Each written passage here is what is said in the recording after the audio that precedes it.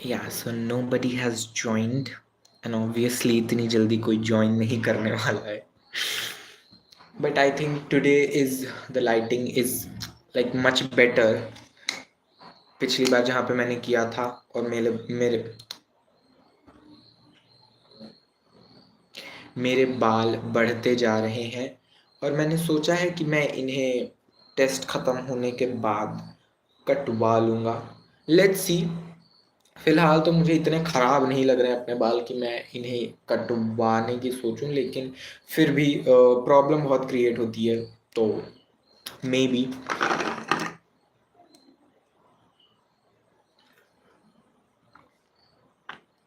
और शूटिंग करने के लिए भी छोटे बाल ज़्यादा सूटेबल हैं, क्योंकि वो किसी भी कैरेक्टर में फिट करने के लिए.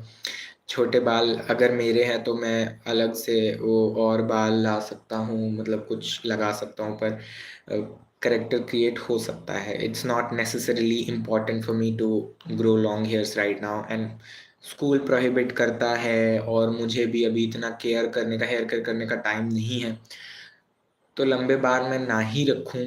That is much more preferable for me.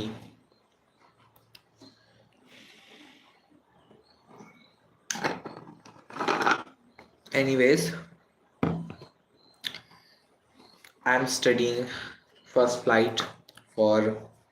मैंने फुटप्रिंट्स पढ़ लिया है और ग्रामर भी पढ़ लिया है, तो बस मतलब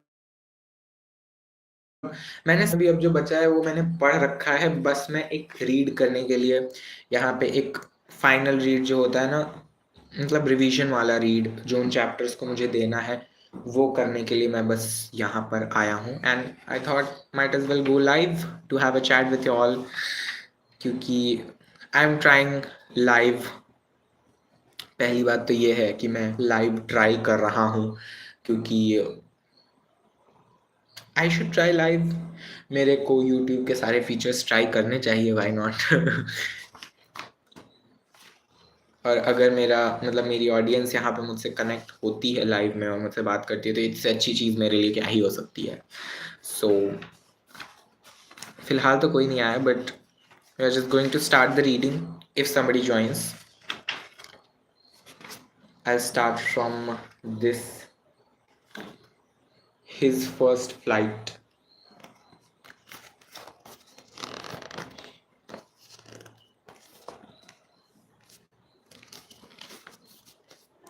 Okay, somebody joined. Anyways, let's start the reading. I'm reading this first flight from first flight, actually.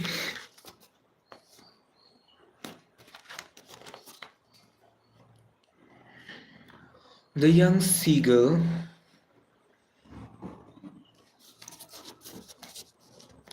The young seagull was alone on his ledge.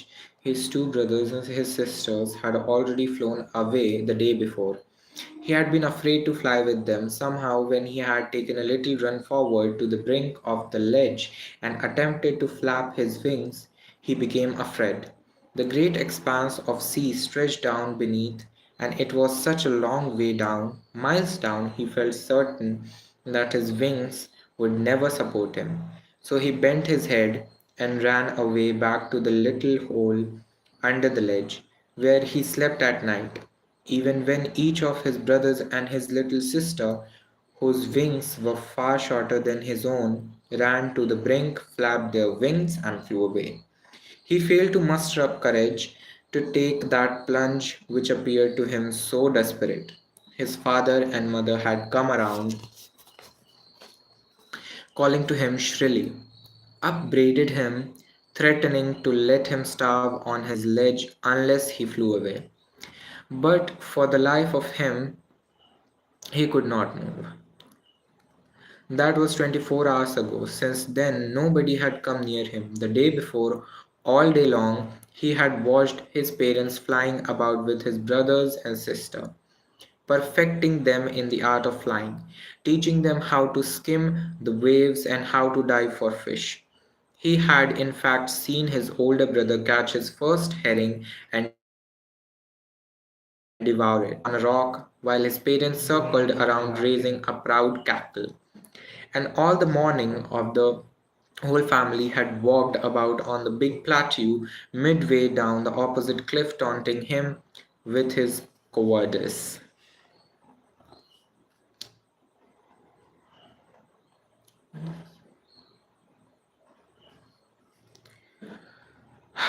The sun was now ascending the sky, blazing on his ledge that faced the south. He felt the heat because he had not eaten since the previous nightfall.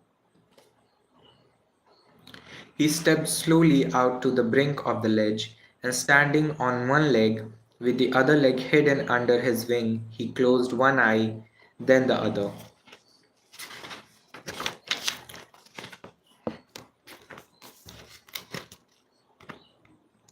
and pretended to be falling asleep. Still, they took no notice of him. He saw his two brothers and his sister lying on the plateau, dozing with their heads sunk into their necks. His father was preening the feathers on his white back. Only his mother was looking at him. She was standing on a little high hump on the plateau, her white breast thrust forward now and again. She tore at a piece of fish that lay at her feet and then scraped each side of her beak on the rock. The sight of food maddened him. How he loved to tear food that way, scraping his beak now and again to wet it. "Ga, ga, ga," he cried, begging her to bring him some food. "Gokola," she screamed back derisively, in a manner showing someone that oh, yeah. But he kept calling plaintively, and after a minute or so he uttered a joyful scream. His mother had picked up a piece of fish and was flying across to him with it. He leaned out, eagerly tapping the rock with his feet, trying to get nearer to her as she flew across. But when she was just opposite to him, she halted, her wings motionless, the piece of fish in her beak almost within reach of his beak. He waited a moment in surprise, wondering why she did not come nearer, and then, maddened by hunger, he dived at the fish. With a loud scream, he fell outwards and downwards into space. Then a monstrous terror seized him and his heart stood still. He could hear nothing, but it only lasted a minute. The next moment he felt his wings spread outwards, the wind rushed against his breast feathers, then under his stomach and against his wings. He could feel the tips of his wings cutting through the air.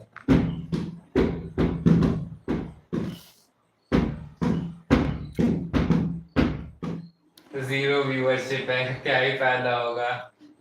तो views बाद में भी आ जाएंगे। अच्छा, views बाद में you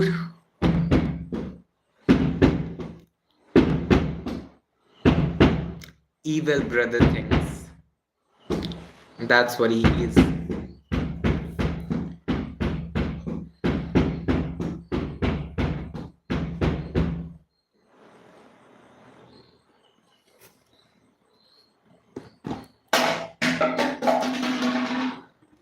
What is your problem? अरे ये क्या बदतमीजी है?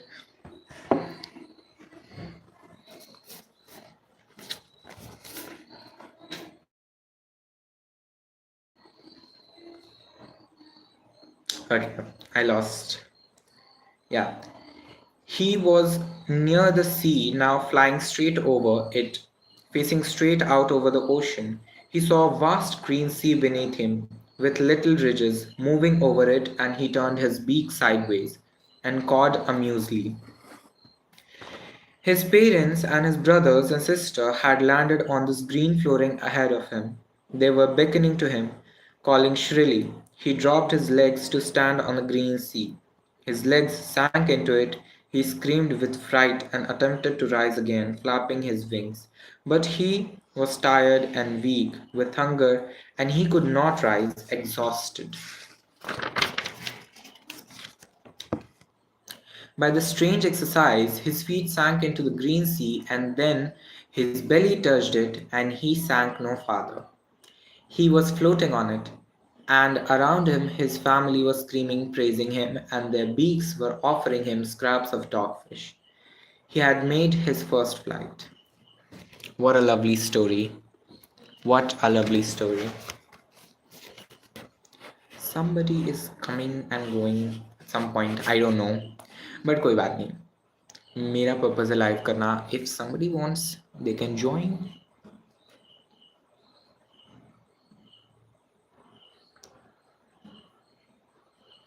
I should not touch my face.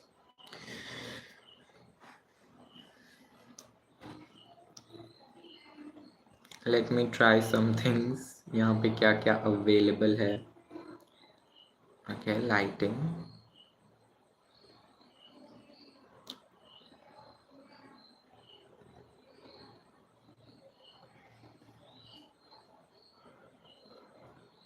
That's nice. It's giving off some amount of extra light. Retouch. What is retouch? I don't want retouch. I want my real skin because I like it more.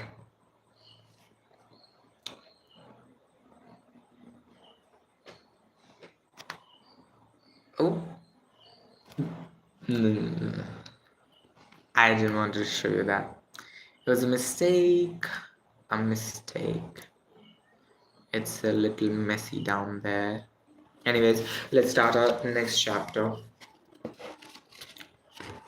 So first flight is over now. मेरी सारी poems भी ख़त्म हो चुकी हैं, तो poems भी नहीं पढ़नी है. Black aeroplane. I don't want to hold Dakota. Yeah, flying over France, back to England. I was dreaming my holiday, looking forward to Paris control, and yeah, English breakfast. Yeah, okay. All about it. Is there a name of the person?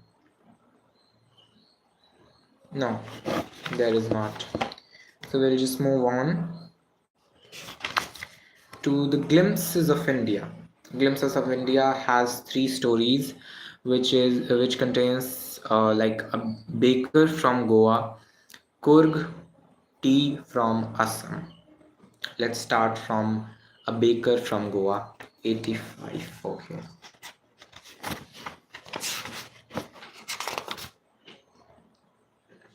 Let you all know that if somebody is joining, make sure to do a little comment, maybe a little bit of comment. If you want to talk to me, if you have any questions, you can just ask me here. अगर आपके पास कोई भी question है, मेरे लिए कोई भी सवाल है, आप यहाँ पूछ सकते हैं मुझसे. Oh yeah, here it is. Baker from Goa. Just give a comment so that I know that you have joined my live. Okay, yeah, let's start from a baker from Goa. Our elders are often heard reminiscing nostalgically about those good old Portuguese days, the Portuguese and their famous loaves of bread. Those eaters of loaves might have vanished, but the makers are still there. We still have amongst us the mixers, the molders, and those who bake the loaves. Those old, those age-old time-tested furnaces still exist. The fire in the furnaces has not yet been extinguished. The thud and jingle of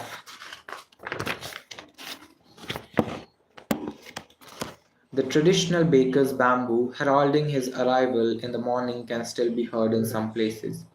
Maybe the father is not alive, but the son still carries on a family profession. These bakers are even today known as pader in Goa.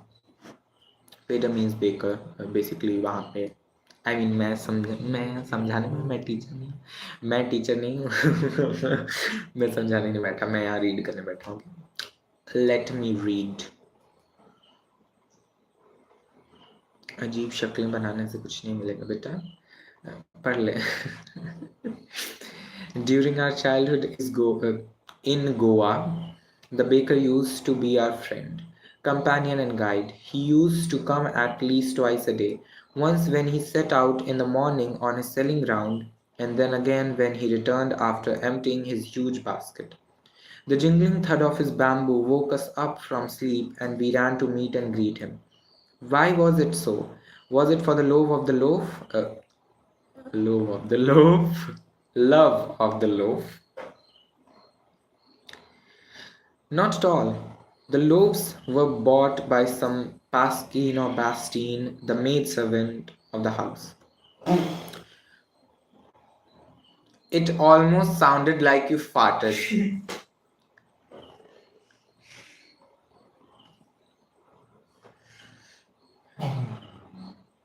What we longed for were those bread bangles which we chose carefully. Sometimes it was sweet bread of special make. The baker made. Okay, he's transforming into a snake because he's Nagin part 1, part 2.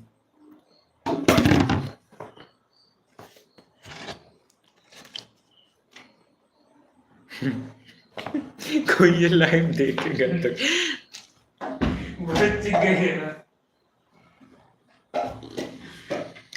I don't say back.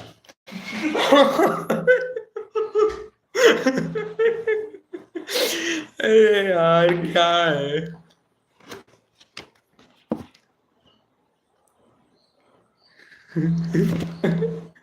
मत कर very good बहुत अच्छा हुआ तुम्हारी bottle है तोड़ो अरे यार लगे यहाँ पे कितना सामान रखा है कुछ गिर सकता है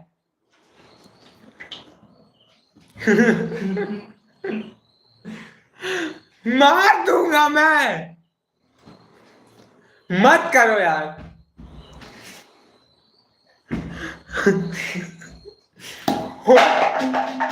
बस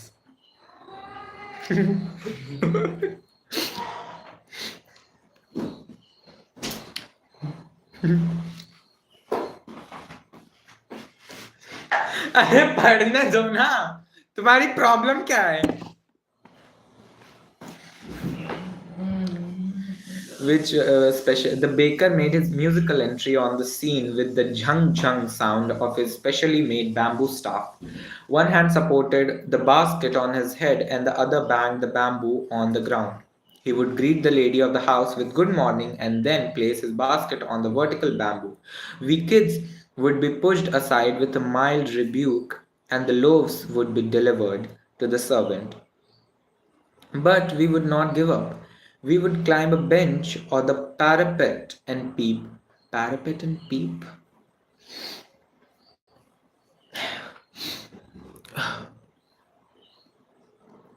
हाँ तो मुझे थोड़ा जुकाम भी है that's why I'm doing constantly this thing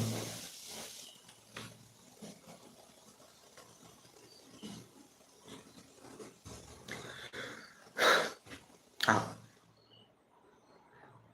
We kids would be pushed aside with a mild rebuke, and the loaves would be delivered to the servant. But we would not give up. We would climb a bench or the parapet and peep into the basket. Somehow, I can still recall the typical fragrance of those loaves. Loaves for the elders and the bangles for the children. Then we did not even care to brush our teeth or wash our mouths properly, and why should we?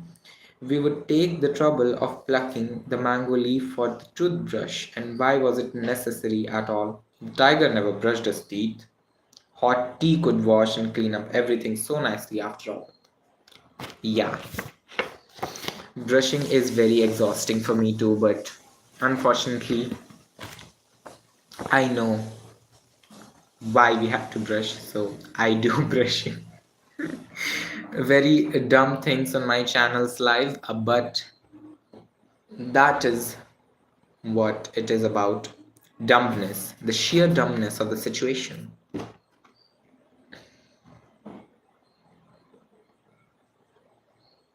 I mean, I'm so iconic that if people actually watch my life someday, there will be clips of me surrounded all over internet as memes. It's just the way I am. I'm too iconic. Let's get out of the Delulu and read this because I'm not able to read this at all. So much hindrances. बहुत English झाड़ ली. हिंदी हिंदी भी बोलेगा ना, हिंदी. हम हिंदुस्तान में रहते हैं ना, हिंदी. क्या कर रहा हूँ मैं? Marriage gifts are meaningless without a sweet bread known as the bowl. Just as a party or feast loses its charm without bread, not enough can be said to show how important a baker can be for a village. The lady of the house must prepare sandwiches on the occasion of her daughter's engagement. Cakes and bolinhas and must for Christmas are the festival. Thus, the presence of the baker's furnace in the village is absolutely essential. The baker or bread seller of those days, peculiar dress known as the kabai. It was single piece long frock reaching down to the knees. In our childhood, we saw bakers wearing a shirt and trousers which are shorter than full length ones and longer than half pants. Even today, anyone who wears a half pant which reaches just below the knees invites the comment that he is dressed like a paida. The baker usually collects his bills at the end of the month. Monthly accounts used to be recorded on some wall and pencil. Baking was indeed a profitable profession. In the old days, the baker and his family never starved. That's obvious. He, his family, and his servants always looked happy and prosperous. Their plump physique was an open testimony to this. Basically, mote the sab. Even today, any person with a jackfruit-like physical appearance is easily compared to a baker. And that's it for this chapter. Looks like no one is interested, but I am. I am interested in reading in front of a camera, which is live, which will be uploaded on my channel. So obviously, I'm interested. इतने लंबे बाल हो चुके हैं मेरे कि अब वो मेरी नाक तक पहुंच रहे हैं.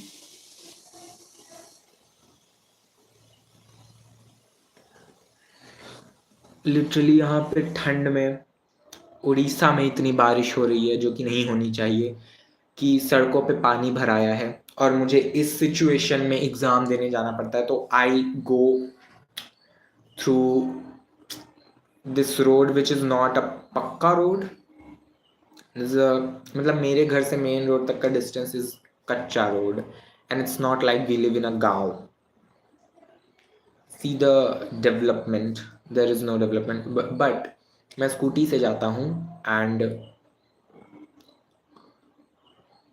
बहुत दिक्कत होती है.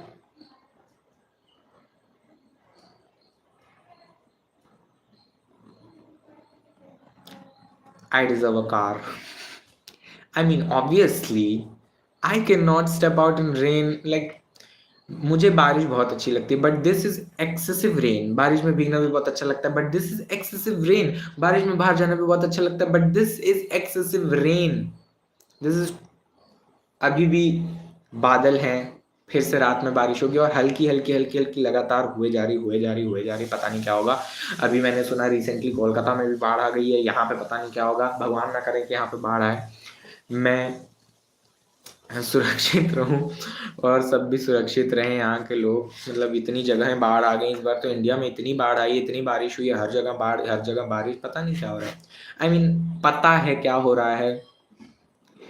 अभी मैं इस पे क्या ही बोलूं. Climate change, pollution and all that. Nobody is listening. सब लड़ाइयों में लगे हुए हैं. तो लड़ाइयाँ ही कर लो भाई. लड़ाइयाँ ही कर लो. फिर जहाँ रहते हैं वो तो बाद में भी बच जाएगा. ओ गॉड. नोटिफिकेशन पे नोटिफिकेशन पे नोटिफिकेशन.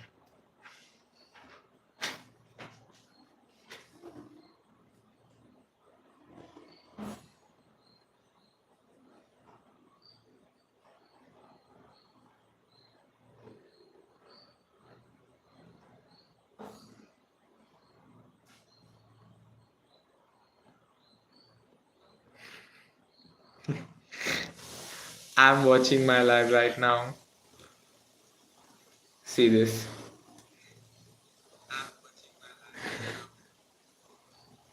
हाँ, ज़्यादा लाइक क्या हो रहा है? Anyways, this is me.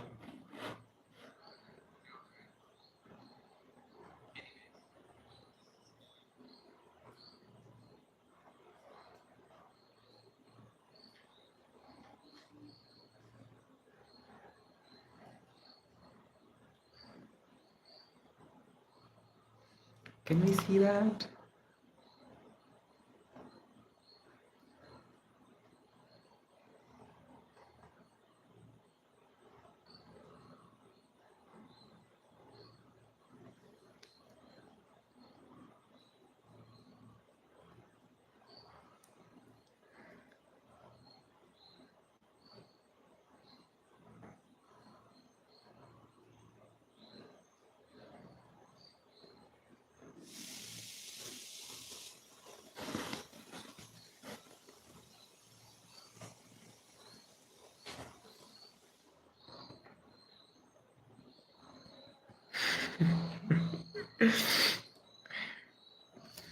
Okay, तो मैं इस पे चला के रखता ही हूँ। मुझे चैट्स नहीं दिख रहे। टॉप मैसेजेस,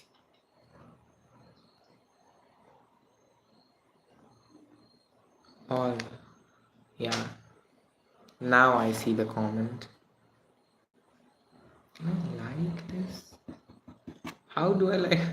मुझे नहीं आता चलाने लाइव में।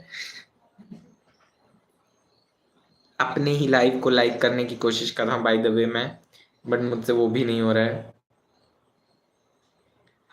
आई mean come on.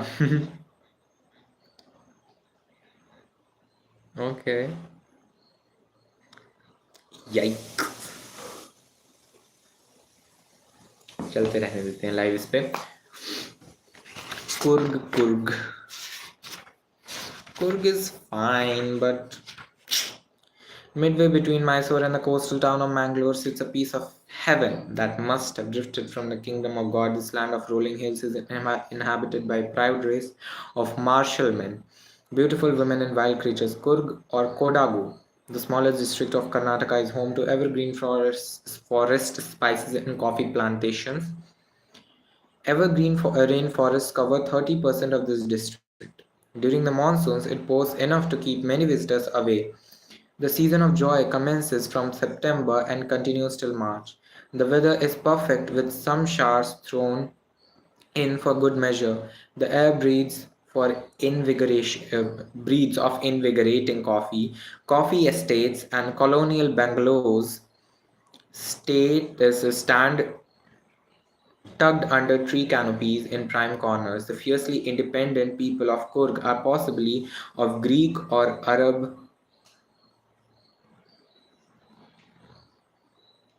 descent. As one story goes, a part of Alexander's army moved south along the coast and settled here when return became impractical. These people married amongst the locals, and their culture is apparent in the martial tradition, marriage, and religious rites, which are distinct from Hindu mainstream. The theory of Arab origin draws support from long and black coat with an embroidered waist belt worn by the Kodavus known as kupiya. It resembles the kufia worn by the Arabs and Kurds. The interrelation, not between me and them, between them and them. If you know, if Kufia worn by Arab and Kurds. Kurgi homes have a tradition of hospitality, and they are more than willing to recount numerous tales of valor related to their sons and fathers. The Kurg regiment is one of the most decorated in Indian Army, and the first chief of the Indian Army, General Kariappa, was a Kurgi. Even now, Kodavus are the only people in India permitted to carry firearms without a license. The river Kaveri obtains its water from the hills and rainforests of Kurg. Mahseer, a large freshwater fish abound in these waters, kingfishers dive for their catch, while squirrels and langurs drop partially eaten fruit from the mischief of enjoying a splash and ripple effect in the water, clear water. Elephants enjoy being bathed and scrubbed.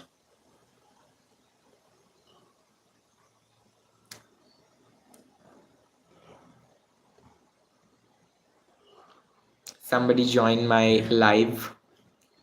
Oh, hi, hi, hello. I know that person. I totally know this person. Channel का नाम देख के मैं पहचान चुका हूँ. But anyways, let's just continue my reading. Was a Kurgi even now? Yeah. The most laid back individuals become converts to the life of high energy adventure with river rafting, canoeing, rappelling, rock climbing, and mountain. Yeah. Thank you for joining, by the way. Biking, numerous walking trails in this region are a favorite with trekkers. Birds, bees, and butterflies are there to give you company.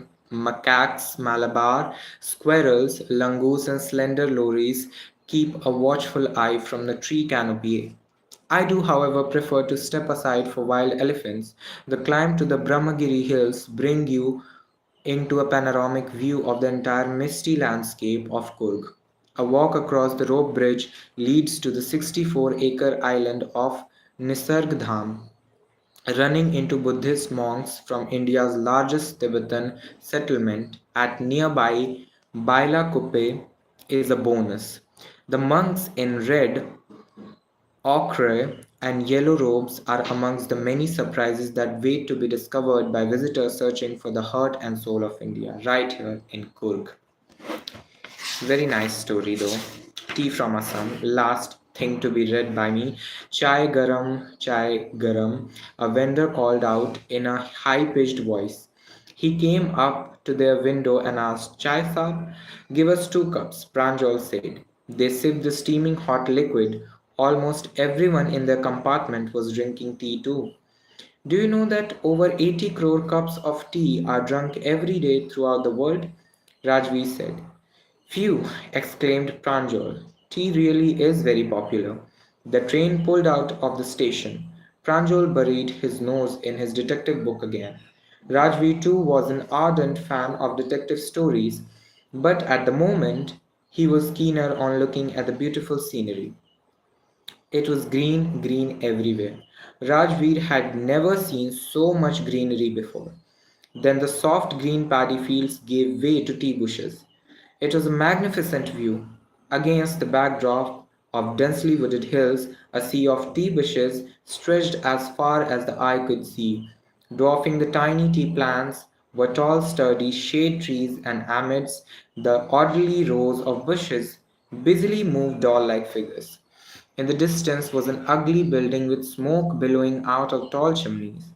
Hey, a tea garden! Rajveer cried excitedly. Pranjal, who had been born and brought up on a plantation, didn't share Rajveer's excitement. Oh, this is tea country now, he said. Assam has the largest concentration of plantations in the world. You will see enough gardens to last your lifetime. I have been reading as much as I could about tea, Rajvi said. No one really knows who discovered tea. There are many legends. What legends? Well, there's the one about Chinese emperor who always boiled water before drinking it. One day, a few leaves of the twigs burning under the pot fell into the water, giving it a delicious flavor. It is said that they were tea leaves. Tell me another, scoffed Pranjal. We have an Indian legend too. Bodhidharma, an ancient Buddhist ascetic, cut off his eyelids because he felt sleepy during meditations.